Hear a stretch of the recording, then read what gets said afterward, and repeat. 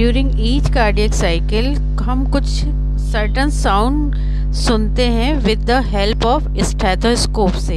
Usually ये sound 4 तरीके के होते हैं, यानी कि जब कार्डियक साइकिल होती है तो हमें 4 तरीके के साउंड सुनाई देते हैं। स्टेथोस्कोप ये इंस्ट्रूमेंट होता है जो डॉक्टर्स के ओवरकोट के ऊपर होता है, तो कुछ इस तरीके का स्टेथोस्कोप होता है जिसके साथ ऐसा हम सुन सकते हैं।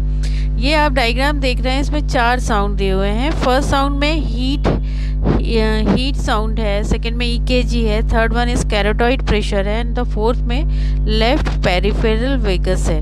यहाँ पर इसका टाइम देख रहे हैं आप 1 सेकेंड है। फर्स्ट साउंड जो होता है ये कंबाइंड एक्शन होता है ऑरिकुलर वेंट्रिकुलर वॉल्व्स के क्लोज होने का। जो जब ये क्लोज होते हैं तो हमें पहले वो साउंड सुनाई देता है। मीन्स जो वॉल्व्स होते हैं इनके बंद होने से जो साउंड प्रोड्यूस होता है वो फर्स्ट साउंड है। सेकेंड